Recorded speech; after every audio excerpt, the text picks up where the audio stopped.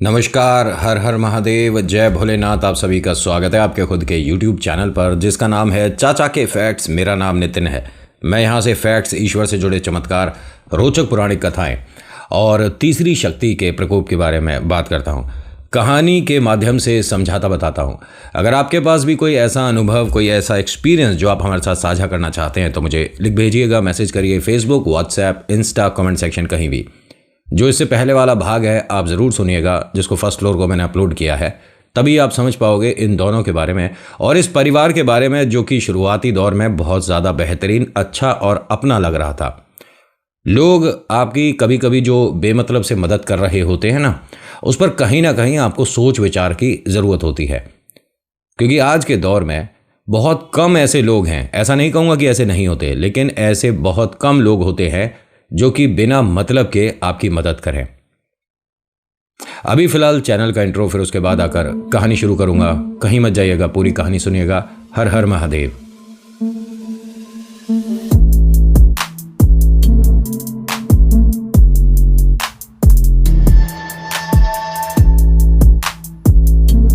कहानी शुरू करने से पहले हर बार की तरह मेरी एक ही रिक्वेस्ट है, पसंद आती है तो प्लीज़ लाइक कर दीजिए।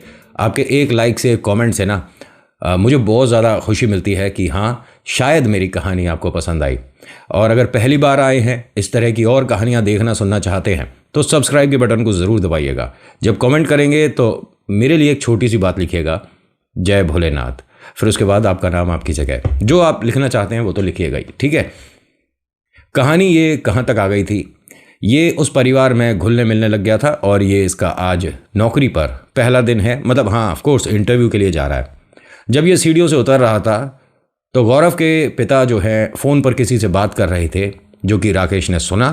यहाँ ताज्जुब भी हुआ और खुशी भी महसूस हुई कि इसके पिता भी मेरे लिए कितना सोच रहे हैं। भाई, जितना अपने बेटे के लिए कोई पिता करता है वो मेरे लिए कर रहे हैं, बड़ा अच्छा लगा। लेकिन इस बात का इसने जिक्र नहीं करा कि मैं सुन चुका हूँ। ये डाइनिंग टेबल पर बैठते हैं, सभी लोग खाने के लिए बस अब तैयारी कर रहे हैं, बस खाना शुरू ही होने वाला था। तभी इसके सामने आकर कुछ चावल रखते हैं। मतलब गौरव के सामने कुछ चावल आते हैं एक प्लेट में। तभी माँ जी जो हैं वो क्या कहती हैं बहुरानी से, नहीं नहीं, ये गौरव के लिए नहीं है, ये राकेश के सामने रखो, ये उसके लिए जो बनाए हैं, स्पेशल हैं ये।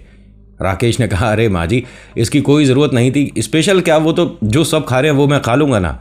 नहीं नहीं बेटा, तू हमारे घर आया है और हम अगर आओ भगत नहीं करेंगे, हम अपने अतिथि को एक मान सम्मान नहीं देंगे तो ईश्वर नाराज़ हो जाएंगे। जो मिलावटी बातें करते हैं उनके शब्दों में मतलब चाशनी सी भीगी हुई होती है। ऐसा लगता है कि कोई शहद लिपटा कर हमारे को कुछ मिश्री सी घोल रहा हो हमारे कानों में। इतनी अच्छी अच्छी प्यारी प्यारी बातें हो रही हैं, बड़ा अच्छा लग रहा है इसे। इसने जैसे ही चावल खाने शुरू करे तो कुछ अजीब अजीब सा जब खाते में आया तो इसने कहा कि माँ जी, इसके अंदर है क्या, ये क्या मिला रखा है। मतलब मैं माफ़ी चाहूँगा, मैं प्योर वेजिटेरियन हूँ, मैं नॉनवेज नहीं खाता, ये कुछ नॉनवेज है क्या। उन्होंने कहा, अरे नहीं नहीं, कैसी बातें कर रहा है, हमारे घर में और नॉनवेज। ये सोयाबीन की बड़ी हैं, जो कि तेरे को ऐसा लग रहा होगा कि कुछ मांस मछली। नहीं नहीं, ऐसा कुछ नहीं है, सोयाबीन की बड़ी है। बात आई गई हो गई और ये नॉनवेज ही था। यहाँ से इसको संभल जाना चाहिए था, तो इसके साथ वो नहीं होता जो आगे होने वाला है।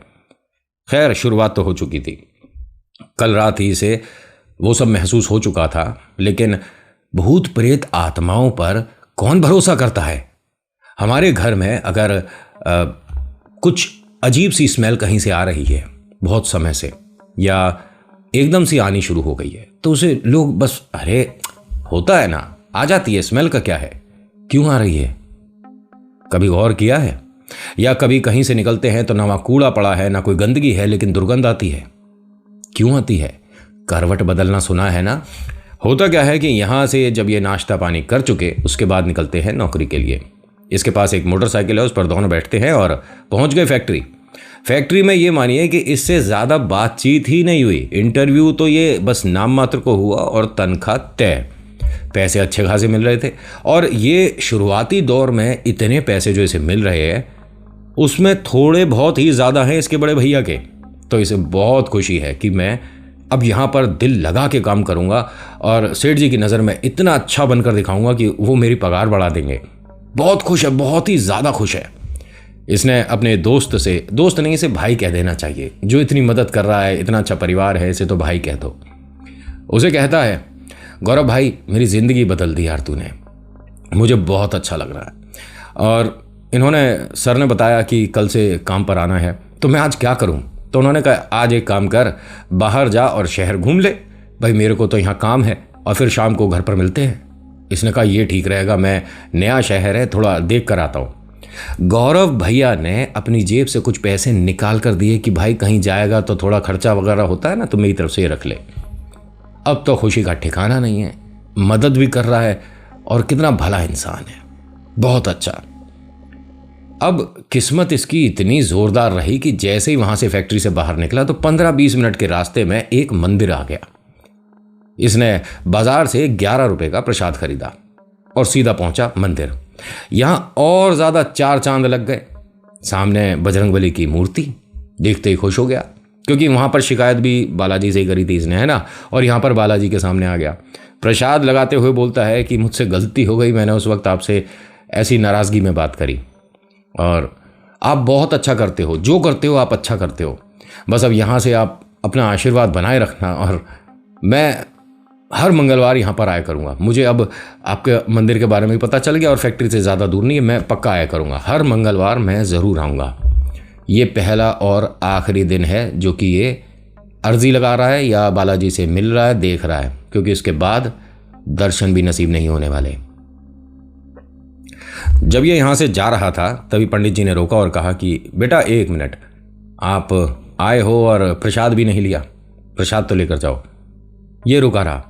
पंडित जी गए और तकरीबन 5 से 7 मिनट हो गए, वो आए नहीं। इंतज़ार करता रहा कि अभी आएंगे, मुझे बोल के गए, रोक कर गए। तभी वहाँ पर एक और पंडित जी आते और कहते कि बेटा क्या हुआ, कैसे रुके हो, कोई बात है, किसी का इंतज़ार कर रहे हो? नहीं, वो पंडित जी आए थे और उन्होंने कहा था कि प्रसाद लेकर जाना, और मैं इसीलिए रुका हूँ। पंडित जी आए थे? कौन पंडित जी आए थे? यहाँ इस मंदिर में मैं ही हूँ बस, और मैं तो अभी अंदर से कैसे दिखते हैं, कौन थे? और चलो छोड़ो, कोई बात नहीं, प्रसाद मैं देता हूँ। अब ये गए, बालाजी के सीधे पैर से टीका लिया, ठीक है, और इस बालक के, मतलब राकेश के माथे लगाया और कहते हैं बेटा हाथ आगे कर, और बालाजी तेरी रक्षा करें, तेरे पर बहुत सारी कृपा हो, सारे संकटों से दूर रहे और खूब खुशियाँ आए। इसके हाथ में कलावा बांधा गया। ये जब यहाँ से जा रहा था तो जाते जाते ना इसे बेचैनी सी होनी शुरू हो गई थी, जैसा इन्होंने बताया कि मतलब जी खराब हो रहा है, जबकि मैंने ऐसा कुछ अजीब सा तो खाया नहीं, लेकिन उल्टी होने का सा मन होने लगा। बाहर निकला, निकलते के साथ ही मंदिर की, ये समझिए कि सीमा पार करते के साथ ही से उल्टी हुई, और जितना भी तमाम इसने खा रखा था सारा बाहर। इसे कहते हैं कि तुरंत असर हो गया, या वो असर सिर पर ना चढ़ जाए, इसलिए शायद बालाजी ने इसके इस गंदगी को बाहर कर दिया, कह सकते हैं। लेकिन देखिए, मैं यहाँ पर एक बात क्लियर कर दूँ, मुझे वेज नॉन वेज वालों से कोई ऐसा नहीं कि कोई लगाव है या कोई बुरा लग रहा है, मुझे ऐसा कुछ नहीं है। वेजिटेरियन है, अच्छी बात है, आप नॉन वेज खाते हो आप खाओ, तो इसमें मेरे कहने से हाँ और ना में क्या मतलब है? मेरे कहने में अगर कुछ वज़न हो तो मैं तो हर किसी को कहूँ कि सब प्योर वेजिटेरियन बन जाओ, लेकिन मेरा क्या वैल्यू है इस बात से, है ना? क्योंकि ईश्वर की भक्ति आप मांस मच्छी खाकर नहीं करते, ऐसा मैंने तो सुना है। बाकी आप खाकर मंदिर में बैठ जाओ भैया, रोक थाम थोड़ी ना है। होता क्या है कि ये जब बाहर आया तो उसके बाद इसे वॉमिट हुआ, उल्टी हुआ, और सब बाहर आ गया इसके, जो इसने खा रखा था, गंदगी जो भी इसके पेट में थी। 15-20 मिनट घूमने के बाद इसे ना वहाँ जहाँ पर ये गया था चक्कर वगैरह से महसूस होने शुरू हो गए थे। मन ऐसे ही ख़राब सा होने लगा, तो इसने वहाँ से ऑटो किया और सीधा घर पहुँच गया। घर पहुँचा है तो नीचे किसी से कोई ज़्यादा बातचीत तो हुई नहीं, और सीढ़ियों के रास्ते अपना कमरे पे आ गया। अब जैसे ही अपने कमरे में आकर बैठा तो ये दोपहर का वक्त है, और कहीं सुना है हमने कि भूत प्रेत आत्मा सिर्फ रात में ही दिखते हैं, दिन में नहीं। ये अपने कमरे में आकर बैठा है और इसे कुछ आवाज़ें इस वक्त भी आ रही हैं। दोपहर के 1-1:15 बजे का समय रहा होगा। इसने कमरे के दरवाजे पर जाकर कान लगाकर सुनने की कोशिश करी। मैंने बताया था ना कि सिर्फ इसका कमरा खुला हुआ है, बाकी ऊपर तो पूरी फैमिली रहती है, 2 फैमिली रहती हैं, 2 परिवार रहते हैं। और जो बाकी घर है वो सारा एक तरह से बंद है, बाहर ताला लगा हुआ है। तो बस आवाज़ आ रही है, ये कान लगा कर सुन रहा है तो हाँ क्लियर है, कुछ ना कुछ तो आवाज़ आ रही है। फिर आकर चुपचाप बैठ गया। दोबारा ऐसे आवाज़ें आने लगी, लेकिन ये आवाज़ अब ज़्यादा परेशान कर रही है क्योंकि ये किसी के रोने की आवाज़ है। दरवाजे के पास तक गया और धीरे से बोलता है कि कौन है अंदर? आप ठीक हो? कौन हो आप? रो क्यों रहे हो? क्या बात हुई है? कौन है अंदर? तभी माँ जी नीचे से आवाज़ देती हैं इसे, राकेश बेटा नीचे आओ। ये नीचे गया। क्या हुआ बेटा? कौन है? क्या हुआ? क्या बोल रहे थे तुम? माँ जी वो जो दरवाजे 2 बंद है, वो 1 मिनट आप खोल कर देखो, उसमें कोई है। जैसे ही इसने बोला ना कि उसके अंदर कोई है, यहाँ पिताजी, भाभी और जो ये अम्मा जी हैं, इनके चेहरे पर हल्की हल्की सी मुस्कुराहट सी आ गई थी कि हमारी पूजा पाठ काम कर रही है, यानी कि वो आ चुके हैं। खैर माँ जी ने कहा कि नहीं बेटा कोई नहीं है और तुम्हारे मन का वहम है, वो दरवाजे बंद है, तमाम गंदगी वगैरह होगी, वहाँ जाना ही क्यों? नहीं अम्मा जी आप 1 मिनट दरवाज़ा तो खोलो। भाभी ने गुस्से में बोला कि अरे अब पूरे घर की सफाई करनी पड़ेगी, आपको एक बार कह तो रही है माँ जी कि वहाँ कुछ नहीं है तो कुछ नहीं है, बेकार में आप बात को। खैर आप एक काम करो, यहाँ बैठो, मैं एक बढ़िया सी चाय बना कर लाती हूँ, आप परेशान ना हो, कोई नहीं है ना, ऊपर कोई आवाज़ नहीं है, आप बैठो। पिताजी ने कहा कि बेटा जॉब का क्या हुआ? बात आई गई हो गई। सबने उस पर पानी फेर दिया। जो इसके मन का वहम था वो हवा हो गया। चाय वाय पीता है, दुनिया भर की बातें होती रहती हैं। तो ये अब अपने कमरे में जाने की बजाय बाहर की तरफ जाने लगा। ये इन तीनों को बिल्कुल पसंद नहीं आया क्योंकि इसके बाद इसे ऊपर जाना था, जो इनकी तैयारी है तभी तो आगे बढ़ती। अम्मा जी ने एकदम इसे टोक दिया कि बेटा बाहर कहाँ जा रहे हो, क्या हुआ? तो एकदम क्या बोलता है कि अम्मा बाबूजी को तो मैंने खबर दी ही नहीं थी कि मेरी आज नौकरी लग गई है, रास्ते में ध्यान नहीं रहा, अब ध्यान आया तो मैं उन्हें फ़ोन कर देता हूँ। तो तेरे पास मोबाइल है तो सही, उससे फ़ोन कर ले। नहीं मैं इसमें पैसे डलवाना भूल गया और कल बाज़ार जब जाऊँगा, ऑफिस जाऊँगा मतलब, तो रास्ते में इसमें पैसे डलवा लूँगा। पिताजी ने कहा अरे हमारे घर का फ़ोन है ना, यहाँ से कर। नहीं आप नहीं, कोई बुरा नहीं लगेगा, हम सब अंदर चले जाते हैं। अच्छा तू आराम से बात कर ले। नहीं अंदर जाने की कोई बात नहीं है, आप रुकिए यहीं। इसने वहाँ उनके फ़ोन से फ़ोन मिलाया। ये एक अच्छा काम हो गया। फ़ोन मिलाता है बड़े भैया के फ़ोन पर, मोबाइल पर कॉल गया, उसने बात करी। यहाँ बड़े भाई ने जो बात करी वो इसे समझ कम आ रही है कि मैं अब यहाँ आया हूँ तो अब मेरे से प्यार उमड़ रहा है, मेरे बारे में सोच रहे हैं। ये पहली बार घर से बाहर आया है, ठीक है, मतलब जॉब के सिलसिले में रहने कहीं पहली बार आया है। बड़े भाई ने जैसे ही इसकी आवाज़ सुनी कहते हैं कि छोटे तू वापस आ जा यार, तुझे जो काम करना है कर, तू वापस आ जा। मुझे बड़ा 2-1 दिन से यार बेचैनी सी हो रही है, तू जब से गया है ना, मन नहीं लग रहा भाई। छोटा कहाँ पे रह रहा है तू अभी? उसने कहा भैया आप ऐसे बात करोगे तो यहाँ मेरे से काम नहीं हो पाएगा। मम्मी पापा कैसे हैं? वो एकदम ठीक हैं। गुड़िया कैसी है? सब ठीक है। और भाभी भी कह रही थी कि भाई गलती हुआ, वो घर से चला गया, सच में हमें ऐसे नहीं बात करना चाहिए था। अच्छा तेरे को जो नौकरी करनी है, जो काम करना है, आजा मेरे भाई वापस आ जा। भैया मेरी नौकरी लगी है, मुझे इतने पैसे इन्होंने बोले हैं, इतने पैसे मैं दे दूंगा तेरे को, तू आजा वापस। ये बड़े भाई का प्यार होता है। कभी कभी हम किसी से जब एक मतलब लगाव हो जाता है ना, तो ये सिर्फ मनगढ़ंत बात नहीं है, उसे कोई कष्ट होता है तो हमें यहाँ पता चल जाता है, बेचैनी होने लगती है। माता और बिटिया का ये आप एक तरह से रिलेशन कह सकते हो। बिटिया एकदम से कहीं पर परेशान हो जाती है, माँ विचलित हो जाती है। 100% बोल रहा हूँ। यहाँ इसके भाई ने ऐसे कई बार कहा लेकिन ये नहीं माना। इसने कहा कि भैया मुझे यहाँ 2-4-6 महीने तो नौकरी करने दो, थोड़ा अनुभव हो जाए, थोड़े पैसे जुट जाए तो मैं आता हूँ, चल मुझे यहाँ का पता बता। इसने कहा कि अंकल आंटी यहाँ एड्रेस क्या पड़ेगा? ये भैया घर का एड्रेस पूछ रहे हैं, ये तो गड़बड़ है। उन्होंने कहा बेटा एड्रेस तो पहले यहाँ नौकरी कर ले, अच्छे से जम जा, फिर उसके बाद तेरे को एड्रेस वगैरह बताएंगे। तो रख दे फ़ोन, रख दे पहले। नहीं अभी अभी अभी कोई एड्रेस वगैरह, रख फ़ोन। भाई ने ये सारी बातें सुनी थी वहाँ, तो भाई ने छुटते कहा कि ये एड्रेस क्यों नहीं बता रहे? अरे मुझे जगह तो बता कि कौन सी जगह रुका है तू। और कौन से दोस्त कौन है तेरा, उसका नाम तो बता। इसने अपने दोस्त का नाम जब तक बताया और इस जगह का नाम बताया, तब तक उन्होंने आकर फ़ोन काट दिया। घर पे सबको परेशान कर देगा। अरे आज ही सारी बातें कर लेगा, अंदर जा आराम कर ले बेटा। यहां इसको थोड़ी सी शंका हुई कि ये व्यवहार थोड़ा सा बदल रहा है इनका। भाभी कहती हैं कि आप एक काम करो, हमने अभी हलवा बनाया है, हलवा लेकर जाओ। नहीं भाभी, मन नहीं है, और सुबह वो जो खाया था ना उसी से जी खराब हो गया अभी तक। मन तो सुबह से कुछ खाया नहीं तूने? हाँ, इसके लिए भाई हलवा थोड़ा सा ज़्यादा बनाओ, फटाफट से इसको हलवा दो। भाभी ने हलवा बनाया था, ना जाने कौन सी चीज़ का, क्या ही हलवा था, आटे का कह के खिलाया गया था इसे हलवा दिया और आंटी ने कहा कि ये ले जा। आप सब नहीं लोगे? नहीं नहीं, तेरे लिए स्पेशल बनाया है। कितना भी कोई ख़ास अतिथि आ जाए ऐसे नहीं होता है। ये सिर्फ इन्हें इनका बड़प्पन और प्यार समझकर हर चीज़ स्वीकार कर रहा था। इसके हाथ में कलावा देख लिया माता ने। ये क्या बांध लिया तूने? ना ना ना ना, हटा इसे। अरे माँ जी, मैं मंदिर गया था और प्रसाद है मेरी जेब में, प्रसाद है। प्रसाद निकालने लगा तो तीनों दो दो कदम पीछे हट गए। ये नहीं नहीं, हमारे को नहीं चाहिए, और हम बाहर से ऐसे कुछ नहीं। और ये धागा उतार दे सबसे पहले, तो मुझे बहुत बुरा लग रहा है। अच्छे खासे सुंदर से हाथ तेरे देखिए। उसने कहा कि ये तो शोभा बढ़ा रहा है मेरे हाथ की, और आपको कलावे से क्या दिक्कत हुई? नहीं देख, कलावा हो काला धागा, कैसा भी धागा नहीं।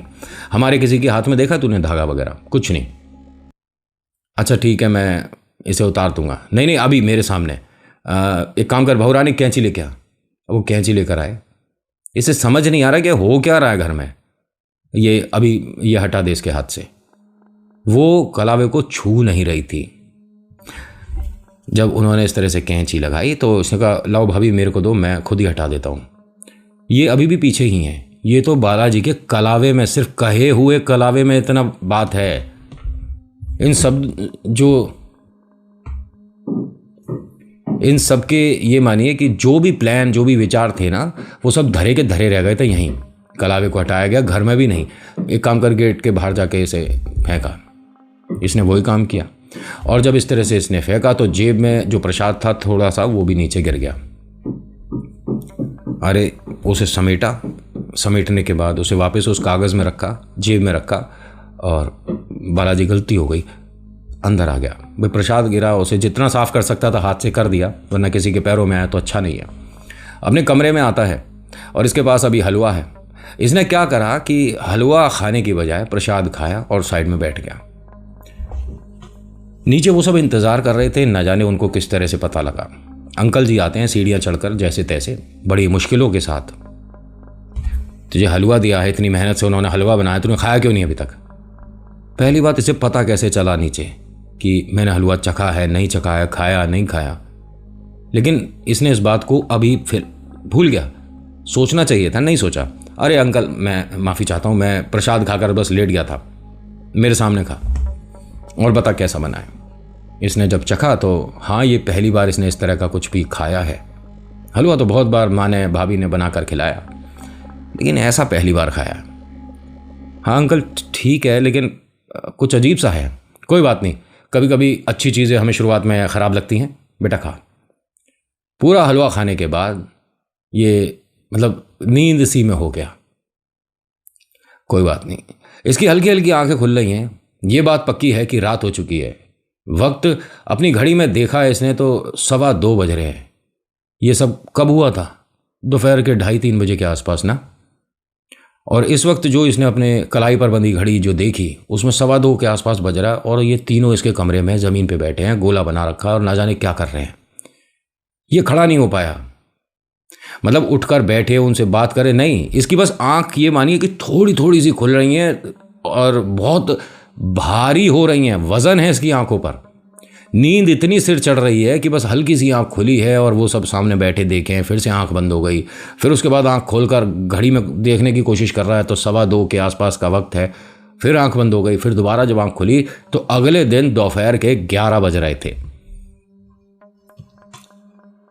ये बीच का दिन गया कहाँ नहीं पता, बीच का समय कहाँ गया नहीं पता।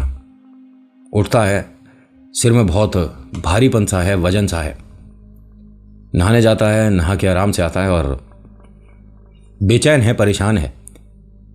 इसके कमरे में वो जो स्मेल थी, जो बदबू थी, वो लगातार अब आ रही है। नीचे आता है तो वो सभी लोग इसे देखते हैं। तो ठीक है, हाँ क्या खाएगा बता, आज इसके लिए भाई स्पेशल चावल लाओ। नहीं, मैं वो नहीं खाऊंगा, उसको खाने के बाद मेरा मन खराब होता है। बेटा एक बार उसे सूंघ तो ले, स्मेल कर ले, फिर बताइयो तेरे को कैसा लग रहा है। स्मेल करने के बाद इसने उसमें एक चावल का दाना भी नहीं छोड़ा। अच्छा है, बहुत अच्छा है। मैंने कहा था ना कि कभी कभी अच्छी चीज़ें हमें शुरुआत में बुरी लगती हैं। खा बेटा। खाने के बाद ये नौकरी पर गया, वहाँ से शाम को वापस आया। उसके बाद ये खाना वगैरह खाकर लेट गया। इस तरीके से 17-18 दिन बीत गए।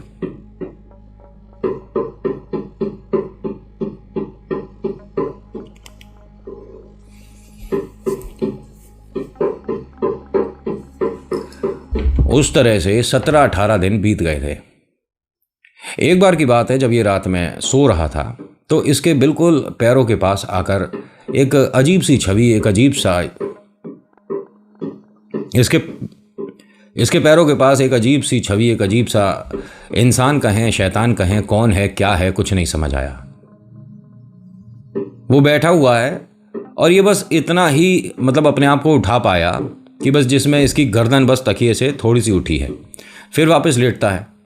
तो अब यहाँ पर इसे मतलब जीने से जब कोई चढ़ रहा होता है और जीना आपके कमरे के जस्ट सामने ही हो, तो नीचे से जब कोई आ रहा होगा तो उसके आने से पहले उसकी थोड़ी बहुत छवि, उसका सिर, उसकी आंखें वगैरह दिख ही जाएंगी, है ना, नॉर्मल सी बात है। तो इसे जीने की तरफ जब इसने देखा तो हाँ कोई ऊपर चढ़ रहा है, ठीक है, लेकिन वो अभी आया नहीं है। पैरों के पास इसे जो छवि दिख रही है, जो मतलब अंधेरा है, कंप्लीट अंधेरा है, और उसमें बाहर की स्ट्रीट लाइट से जो रोशनी है वो है। कमरे में वो जो बदबू है तमाम बढ़िया तरीके से हो रही है। अब तो दोपहर, दिन में, शाम हमेशा आती है वो, और अब उसके साथ रहना इसे एक तरह से आदी कर चुका है। अब इसे प्रॉब्लम नहीं होती है, लेकिन अभी फ़िलहाल गौर कर रहा है कि वो जो सीढ़ियों से आ रहा है कि ये तीनों में से है कौन, मतलब आंटी है, अंकल है, भाभी हैं, या मेरा दोस्त है, कौन है। इसने बोला आवाज़ देकर, कौन है वहाँ। तो दो लोग खुसुर फुसुर सी एकदम से कर रहे थे, और हाँ, दो जने गैलरी में से भागते हुए उस कमरों की तरफ गए हैं जो कि बंद है। एकदम ये उठकर बैठ गया, अरे वो सब बंद है, कौन है वो, बंद है, कमरे बंद है। खड़ा होता है, लाइट वाइट ऑन करता है। ये भूल गया कि इसको पैरों के पास कोई अभी बैठा दिखा था। आंखों का भ्रम था सिर्फ एक आध सेकंड के लिए, ऐसे नहीं कि वो कंप्लीटली बैठा दिख रहा है, उसे छू कर भी देख सकते हैं ना, वो तो अपनी झलक दिखा देता है कि आपके मौजूद हैं हम पास में। इसने गैलरी की लाइट ऑन करी तो गैलरी के दोनों दरवाजे बंद हैं और अंदर वही रोने की आवाज़ शुरू हो चुकी है। अब ये बेचैन हो रहा है, परेशान हो रहा है। इसने एक बात पक्की कर ली कि मुझे कल यहाँ से जाना है, मैं घर छोड़ दूंगा, मैं यहाँ नहीं रह सकता। ये मन का वहम है, भूत प्रेत आत्मा होते थोड़ी ना है, लेकिन ये मन का वहम है। और इन लोगों ने, हो सकता है कि ये वाला फ्लोर इसीलिए खाली छोड़ा हुआ है क्योंकि जो फैमिली आई है वो इससे ऊपर वाले में तो रह रही है, लेकिन यहाँ नहीं रह रही। एक काम करता हूँ, ऊपर वाले परिवार से कल बात करके देखता हूँ, क्या उन्हें भी इस तरह की बदबू आवाज़ आती है। इत्तेफाकन आज ये सभी लोग जो नीचे घर में रहते हैं, इसका दोस्त गौरव, गौरव की धर्मपत्नी और माता पिता कहीं किसी शादी में जा रहे थे, तो इनका आना अब अगले दिन ही होने वाला था। इसके लिए खाना बनाकर रखा हुआ था। आज दफ्तर की भी छुट्टी है, तो इसके पास पूरा समय है कि वो दोनों परिवार से, जो कि सेकंड फ्लोर पर रहते हैं, उनसे जाकर बात करे। जैसे ही ये सब लोग गए, ये घर के मतलब अपने उस मेन दरवाजे से बाहर आता है। अब ऊपर वाले मकान की सीढ़ियां पकड़कर सबसे ऊपर जाता है। दरवाज़ा खोलकर देखता है तो वहां एक भी कमरा ऐसा नहीं है जिसमें कोई रहता हो। ये पूरा मकान खाली है, सेकंड फ्लोर पूरा खाली है, और इसमें इन्होंने बहुत बहुत सारी जगह ना जाने क्या क्या करके छोड़ रखा था। मतलब मैं बताने की कोशिश करता हूँ, जैसे टोटके आप रोड पर देखते हो, ऐसे यहाँ पर कह सकते हैं कि ये वाला ट्राई करके देखो, ये वाला ट्राई करके देखो, या किसी के लिए कुछ करा है, किसी के लिए कुछ करा है। तो इस तरह से बहुत जगह इसने देख लिया। मन में डर है, अब ये क्या हो रहा है इस घर में। ये क्या हो रहा है इस घर में? मुझे घर पे फ़ोन कर देना चाहिए। ये वहाँ से भागता हुआ नीचे आता है और जो इनका फ़ोन है, लैंडलाइन जो है, वहाँ से फ़ोन करने के लिए उठाता है। ना तो उसमें कोई आवाज़ आ रही, ना कोई घंटी, ना कुछ। ना जाने वो तार हटा गए, कहीं से बंद कर गए, कुछ नहीं समझ आ रहा। अब यहाँ से भागता हुआ अपने कमरे में आया, अपना फ़ोन उठाता है, तुरंत भैया को फ़ोन करता है। कह रहा, भैया आप ना मुझे लेने आ सकते हो क्या? भैया ने कहा, हाँ हाँ बोल ना, कहाँ पर है, एड्रेस बता। भैया मुझे एड्रेस तो नहीं पता। अरे एड्रेस नहीं पता, कैसी जगह रह रहा है, क्या हो गया? एक काम कर, घर के बाहर जा, नेम प्लेट होगी, नंबर होगा, बता दे एड्रेस, उसमें क्या दिक्कत है? हाँ भैया मैं बाहर जाता हूँ। अब जब ये बेचारा सीढ़ियों से उतर रहा था, यहाँ इसके साथ एक दुर्घटना हो गई। इसे किसी ने धक्का दिया पीछे से, ये सीढ़ियों से गिरा है। फ़ोन कीपैड वाला है, मैंने बताया, बैटरी कहीं गई, फ़ोन कहीं, सब एकदम बिखर सा गया। ये नीचे ज़मीन पर पड़ा है तो ऊपर देखने की कोशिश कर रहा है कि मुझे धक्का किसने दिया था। ऊपर कोई भी नहीं था। इसका एक पैर बिल्कुल से, मतलब ये कह सकते हैं कि हड्डी टूट गई थी, तो एक पैर के सहारे ये जीना चढ़कर, जबकि इसे बाहर जाना चाहिए था, डॉक्टर से मिलना चाहिए था, फ्रैक्चर है उसे ठीक करा था, लेकिन देखना चाह रहा था कि मुझे धक्का किसने दिया। भुजाओं में जान है। कोशिश करके ये सबसे ऊपर वाली सीढ़ी तक पहुंचा। इसने सामने के दोनों दरवाजे देखे, वो बंद हैं। इतने बड़े बड़े ताले लग रहे हैं दोनों पर। वॉशरूम देखता है, उसमें कोई नहीं है। रसोई में कोई नहीं है। अपने वाले कमरे का दरवाज़ा खोल कर देखता है तो कहीं कोई नहीं है। लेकिन इसने जो देखा वो बहुत अजीब था। इसे समझ नहीं आया कि ये मैंने, मतलब वास्तव में ऐसा देख रहा हूं क्या। जैसे इसका जो बेड, मतलब बेड बोल रहा हूँ, गद्दा जो था वो ज़मीन पर था पड़ा हुआ। मैंने बताया ना कि कोई डबल बेड या फोल्डिंग वगैरह कुछ नहीं थी, ज़मीन पर ही था। उस पर जो चादर थी, हाँ किसी के चलते हुए जब जाते हैं तो गद्दा दबता है ना, इस तरह से इसने अपनी आंखों से देखा है। और उसके बाद तकरीबन आधा पौना घंटा ये वहीं पड़ा रहा। जब इसकी आंख खुली दर्द की वजह से, उस वक्त इसे मदद चाहिए थी, लेकिन कोई आसपास नहीं, कोई दूर दूर तक घर में नहीं, और ऊपर वाला भी खाली है, जो कि बताया था भरा हुआ है। अब ये डर भी रहा है और जय बालाजी जय बालाजी जय बालाजी जय बालाजी जय बालाजी जय बालाजी जय बालाजी।